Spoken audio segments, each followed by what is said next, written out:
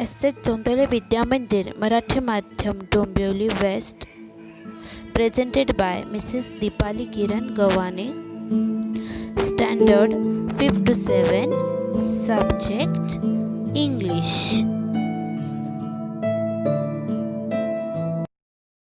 Hello everyone, this is Dipali and I teach you English grammar. आज आपण पाहणार आहोत verb म्हणजे काय. This topic is very important part in grammar, so I hardly request you to watch this video till the end. So let's get started.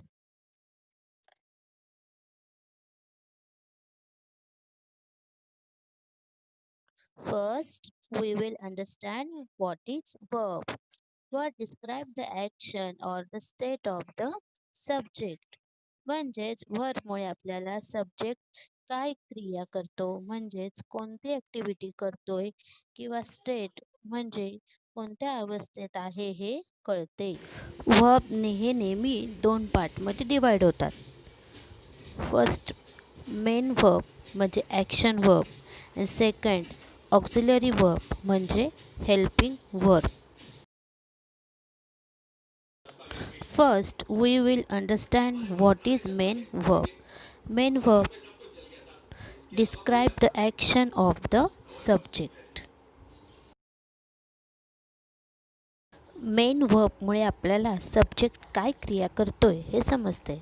For example, Rishil is swimming. इथे Rishil subject आहे आणि क्रिया म्हणजेच ॲक्टिव्हिटी काय होते तर स्विमिंग. म्हणून swimming हे मेन वर्ब आहे. In short, we can say that verb is action which can do. आपण जे ॲक्टिव्हिटी किंवा क्रिया करतो त्या वर्ब असतात.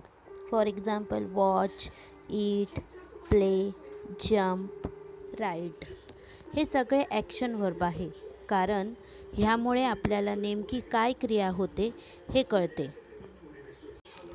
एखाद्या सेंटेन्समधला वर्ब ओळखण्याची अजून एक सोपी पद्धत म्हणजे जर आपण प्रश्न विचारला तर व्हॉट दे आर डुईंग, तर त्याचे उत्तर जे असते ते वर्ब असते. For example, they are playing. Let's see some more example to understand it better. First one, I ride bicycle every day. And second one, children reads book regularly. First सेंटेन्समध्ये चालवण्याची क्रिया होते तर सेकंड सेंटेन्समध्ये वाचण्याची क्रिया होते. In short, main verb means word that actually shows the action or activity of subject and it gives complete meaning of the sentence. म्हणजेच ज्या शब्दातून वाक्याचा अर्थ पूर्ण होतो आणि क्रिया नेमकी काय होते हे दर्शविलं जातं त्याला आपण मेन वर्ब असे म्हणतो. मेन वर्ब म्हणजेच can stand alone in the sentence. म्हणजेच फक्त या वर्बमुळे आपल्याला वाक्याचा पूर्ण अर्थ कळतो. For example, car stops. इथे कार सब्जेक्ट आहे आणि ॲक्शन काय झाली आहे स्टॉप्स, म्हणून स्टॉप मेन वर्ब आहे. कारण स्टॉप शब्दामुळे आपल्याला वाक्याचा पूर्ण अर्थ कळतोय, कार थांबली आहे. शी रन्स. इथे शी सब्जेक्ट आहे आणि ती काय करते रन म्हणजे पळण्याची क्रिया करते, म्हणून रन हे मेन और ॲक्शन वर्ब आहे. Now next discuss about auxiliary or helping verb. Word that describe the situation or state of the subject is called auxiliary or helping verb. ज्यामुळे आपल्याला सब्जेक्टची सिच्युएशन किंवा परिस्थिती लक्षात येते, म्हणजेच सब्जेक्ट प्रेझेंट, पास्ट, फ्युचर नेमक्या कोणत्या अवस्थेत आहे हे आपल्याला कळतं, ते हेल्पिंग वर्ब असतं. They give more meaning to the main verb, but they cannot stand alone in the sentence.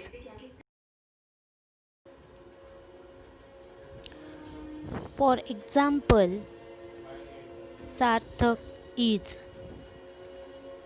Sarthak is what. इथे सार्थक हे सब्जेक्ट आहे आणि इज हे हेल्पिंग व्हर्ब आहे. पण नुसत्या हेल्पिंग व्हर्बमुळे आपल्याला वाक्याचा अर्थ पूर्ण लक्षात येत नाही आहे. Now look at this sentence. Sarthak is playing. आता प्लेइंग या शब्दामुळे आपल्याला वाक्याचा पूर्ण अर्थ कळाला. त्यामुळे प्लेइंग हे मेन व्हर्ब आहे.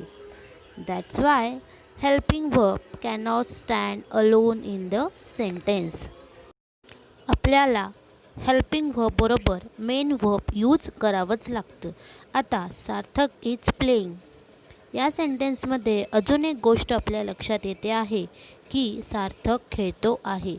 इथे आपण इज हे हेल्पिंग व्हर्ब वापरले आहे. म्हणजेच वर्तमानात आणि प्रेझेंटमध्ये खेळण्याची क्रिया होते. यावरून आपल्याला सब्जेक्टच्या अवस्थेबद्दल माहिती मिळते.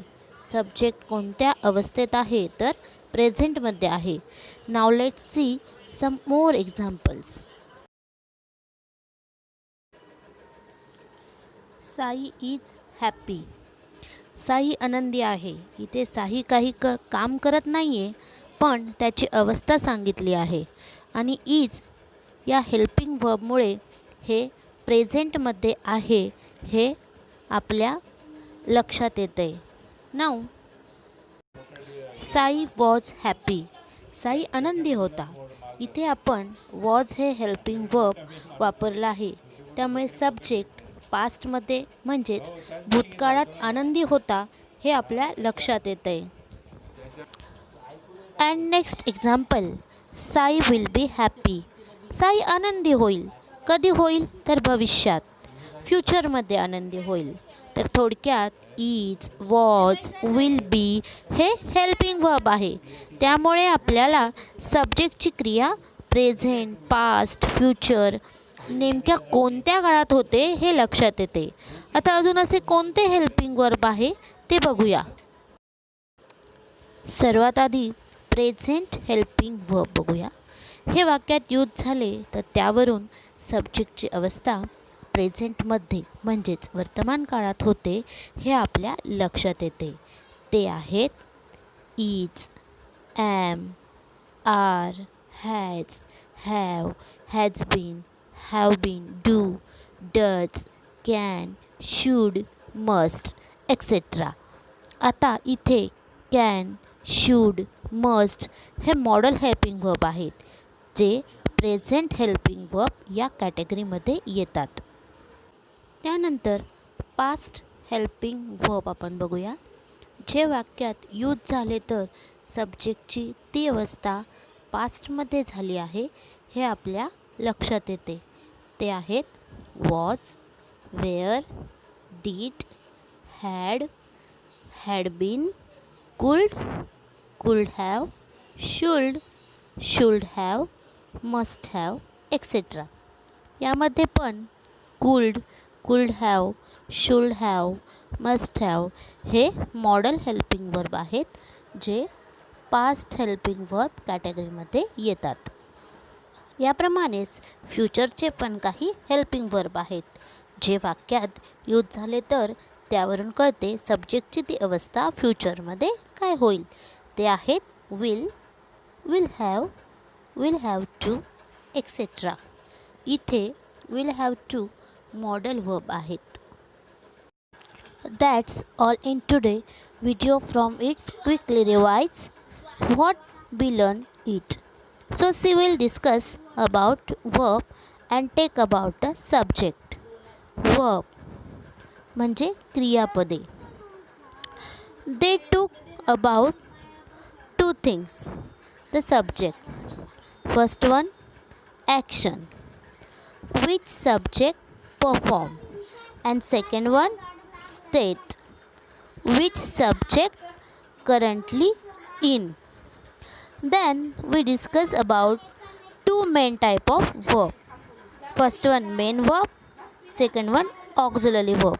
So आता तुम्हाला verb म्हणजे काय हे लक्षात आलं असेल. Now we will sing a song of verb from activity. So let's play. I am running, jumping, singing. That's because I am a verb. I am a hopping, dancing, ringing. That's because I am a verb. I am coming, going, hitting, throwing, humming, rowing, sitting, blowing, riding, hiding, gliding, sliding, because I am a verb. I am a verb, verb, verb, verb. I am an action word. I can use its helping verb in many different ways.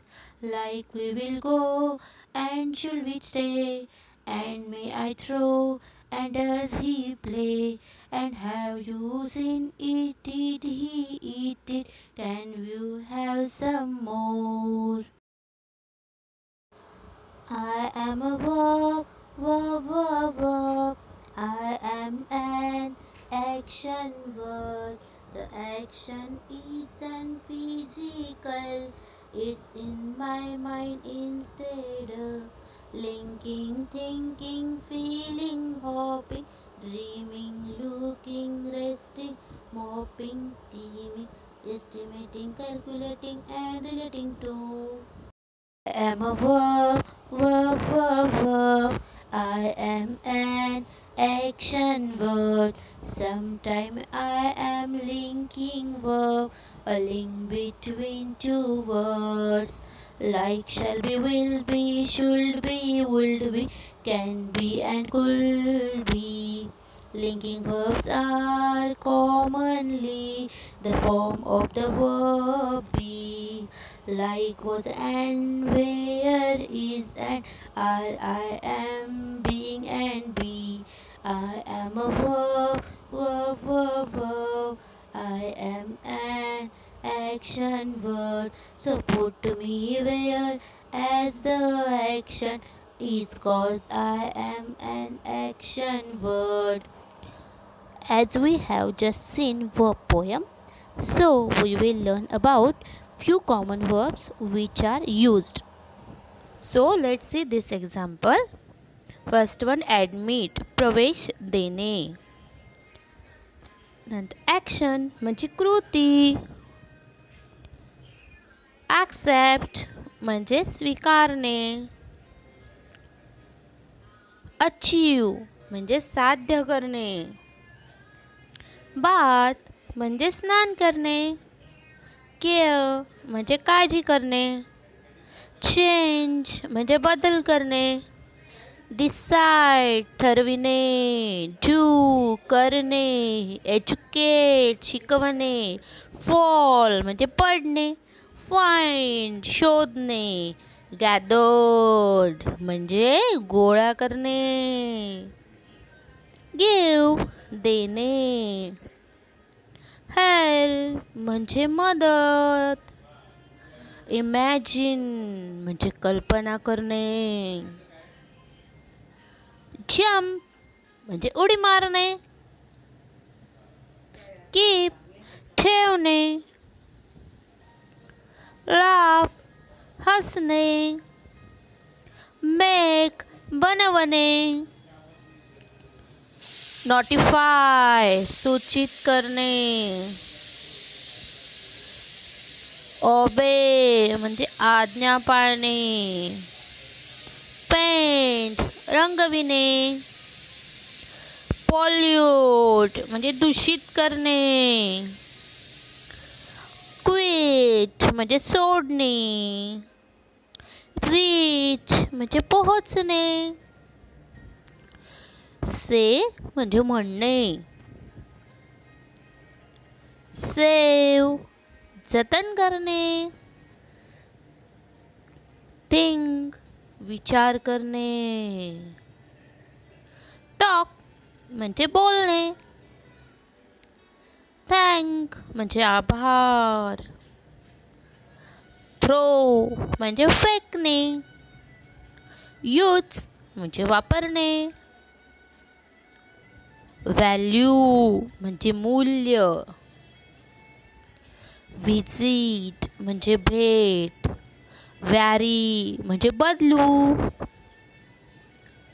Understand म्हणजे समजणे, upset म्हणजे नाराज, unfold उलगडणे, voice म्हणजे आवाज, वेक जागे होणे, weight प्रतीक्षा करा, right म्हणजे लिहिणे, वॉच म्हणजे पहा, वॉक म्हणजे चला, वॉश म्हणजे धुणे, वॉन्ट म्हणजे इच्छित. So student, as we have learned about verbs, verb poem and also commonly used verb, so let's do some exercise of verbs and you write it down in your notebook and solve it. First worksheet about the verb. You see carefully and write one by one sentence in your notebook. Now next second worksheet about the verb. You write every sentence is very carefully. And then I will see third worksheet. You write down in your notebook and solve past, present, future, which verb is used in this table. Next worksheet is question. Circle the action verb and write past, present or future. First sentence solve for example. So solve this question easily. And this one is our last worksheet. Here you do first circle the verb and then complete the sentence using the verb from above. So do this exercise.